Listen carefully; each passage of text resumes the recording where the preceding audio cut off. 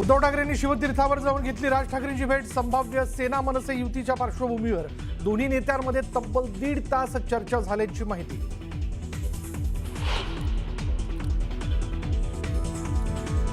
मालवणमध्ये पैसे वाटपाचा आरोप। निलेश राणेंचा भाजप कार्यकर्त्यांच्या घरात छापा। 20 ते 25 लाख सापडल्याचा दावा।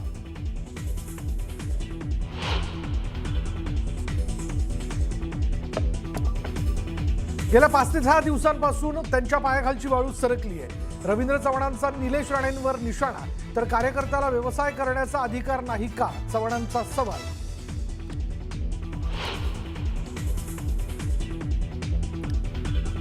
एखाद्याच्या घरात शिरून स्टिंग ऑपरेशन करणं चूक, चंद्रशेखर बावनकुळेंचं विधान। तर मालवणमध्ये सापडलेल्या पैशांची चौकशी करण्याची मागणी।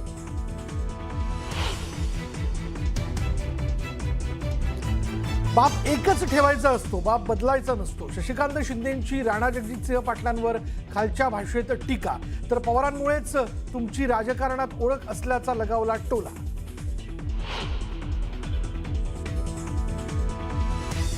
घड्याळ आणि तुतारीचा कार्यक्रमच करून टाका, पंकजा मुंडेंचं नागरिकांना आवाहन। तर बीडची बदनामी करणाऱ्यांना मत मागण्याचा अधिकार नसल्याचा लगावला टोला।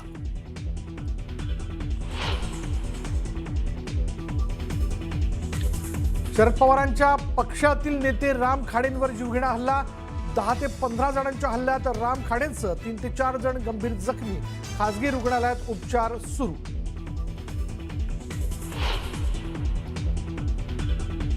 मला मी काय सांगू त्याच्याबद्दल? तुम्ही कुणाचा राजीनामा मागायचा आणि कुणाचा नाही मागायचा तुमचा अधिकार आहे। कोण राजीनामा मागतंय हा त्यांचा अधिकार। अंजली दमानी यांकडून होणाऱ्या राजीनाम्याच्या मागणीवर अजित पवारांचा संताप।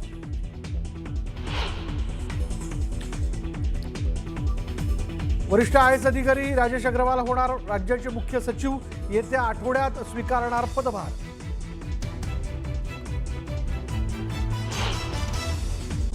बातमीने कणकवली नगर परिषदेच्या निवडणुकीत हाय व्होल्टेज ड्रामा सुरू आहे। भाजपकडून पैसे वाटप केलं जात असल्याचा आरोप शिवसेना आमदार निलेश राणेंनी केला।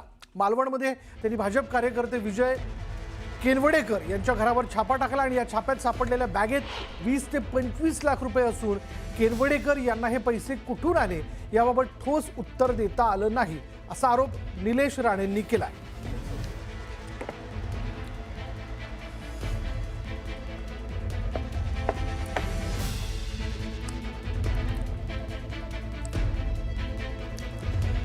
निलेश राणे यांनी नेमके काय आरोप केलेत पाहूयात।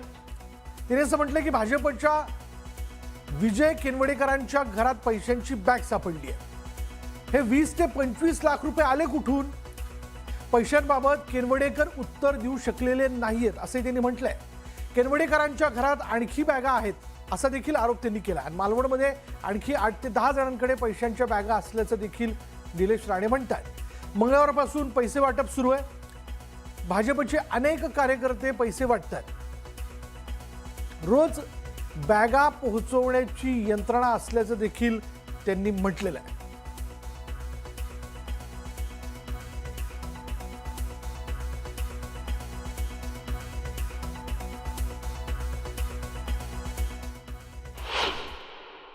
मी आता सन्मान्य अधिकाऱ्यांना रिक्वेस्ट केलेली आहे। त्यांनाही मी सांगितलेलं आहे तुम्ही मला सगळ्यांशी बोलून घ्या। त्यांची काहीतरी समिती असते, त्यांचा अहवाल त्या समितीकडे जायचा असतो। तो अहवाल त्यांनी दिलेला आहे। संबंधित पोलीस अधिकाऱ्यांशी पण मी बोलायला सांगितलेलं आहे की आपण संबंधित पोलीस अधिकाऱ्यांशी पण बोलून घ्या आणि आम्हाला एक मार्ग सांगा की FIR होणार की नाही। पुढे दरम्यान निलेश राणेंचे बंधू नितेश राणे भाजपमध्ये आहेत। निलेश राणेंनी आपल्या भावालाच जाब विचारावा असा टोला जो आहे तो अंबादास दानवेंनी लगावला आहे। आता नितेश राणे मालवण मध्ये गेले। खरं तर त्यांनी त्यांच्या दुसऱ्या भारतीय जनता पार्टीचे नेते निलेश राणे यांनाच याचा जबाब विचारायला पाहिजे होता। घरातच दोन्ही पक्ष आहेत त्यांचे आणि आता एकमेकाची बदनामी करायला दोघेच राणे बंधू निघालेले आहेत। मला वाटतं राणे साहेबांसमोर, माननीय नारायण राणे साहेबांसमोर निश्चित आताच्या घडीला हे आव्हान असू शकते। निलेश राणेंचे बंधू आणि भाजप नेते नितेश राणे मालवण प्रकरणावरती प्रतिक्रिया दिली आहे। स्वतःच्या व्यवसायासाठी घरात पैसे ठेवले, त्यात चूक काय असा सवाल नितेश राणेंनी विचारला। हमाम में सब नंगे है, जो नियम आम्हाला लागतो तो सगळ्यांना लागणार असं राणेंनी म्हटलंय। दरम्यान आमच्या पक्षाची कुणी बदनामी करू नये असा इशारा नितेश राणेंनी दिलाय। मुळात चूक कळली नाहीये म्हणून उगाच भारतीय जनता पक्ष असं बोलून आमच्या पक्षाची बदनामी कोणी करू नये। मग प्रत्येकाचे कोणाचे क्रशर आहेत, कोणाचे व्यवसाय आहेत, कोणाचे हॉटेल आहेत, मग तेव्हा अगर त्यांनी व्यवसायासाठी अगर काही कॅश तिथे ठेवली तर आता त्याची चौकशी, सखोल चौकशी, निपक्ष चौकशी मी तुम्हाला सांगतो। तर जो नियम आम्हाला लागतो तो नियम उद्या सगळ्यांना लागणार, हे वाक्य सगळ्यांनी नोंद करून ठेवावं। हमाम में सब नंगे होते म्हणून निवडणूक आयोग, पोलीस खातं सखोल चौकशी, निपक्ष चौकशी करेल।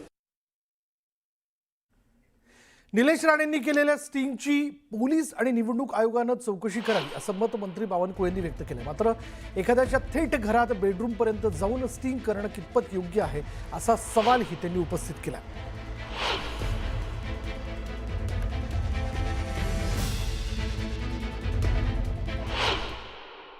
आमचं म्हणणं स्पष्ट आहे, जे असेल ते नियमाने तो तपास झाला पाहिजे। इलेक्शन कमिशन सुद्धा त्या ठिकाणी लक्ष टाकेलच, पोलीसही लक्ष टाकेल आणि चुकीच्या पद्धतीचे पैसे असतील तर कारवाई करतील।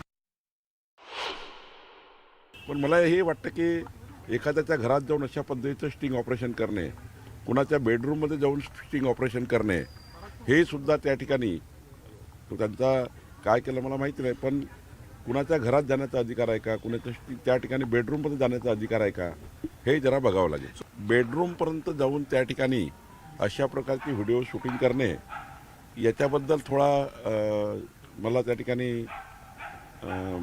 थोडं नियमाच्या बाहेर वाटतं आहे। दरम्यान गेल्या 5 ते 6 दिवसांपासून त्यांच्या पायाखालची वाळू सरकली आहे असं म्हणत रवींद्र चव्हाणांनी निलेश राणेंवर निशाणा साधला। कोणत्याही कार्यकर्त्याला व्यावसायिक म्हणून काम करण्याचा अधिकार नाही का, फक्त नेत्यांनाच व्यवसाय करण्याचा अधिकार आहे का असा सवाल रवींद्र चव्हाणांनी निलेश राणेंना विचारलाय।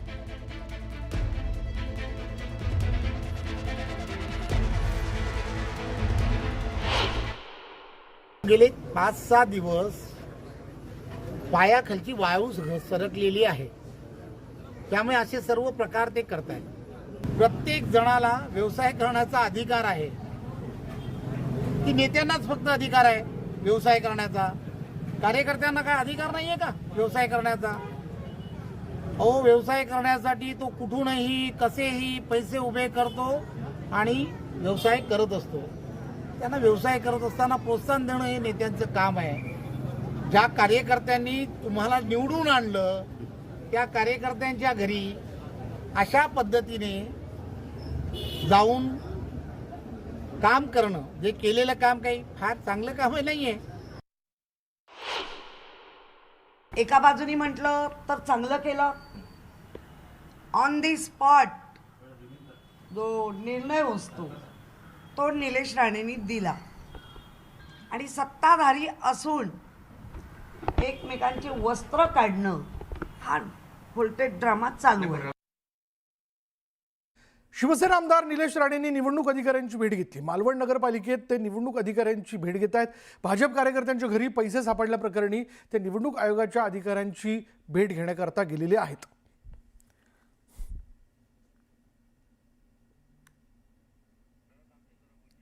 आणि त्याची दृश्य आपण बघतोय। भाजप कार्यकर्त्याच्या घरी साधारण 25 लाख रुपयांची रक्कम सापडल्या प्रकरणी आता निलेश राणे जे आहेत ते निवडणूक निर्णय अधिकाऱ्यांच्या भेटीकरता पोहोचलेले आहेत। त्याची दृश्य आपण बघतोय आणि याबद्दलची तक्रार, त्यांचं म्हणणं जे ते त्यांच्या समोर मांडणार आहेत।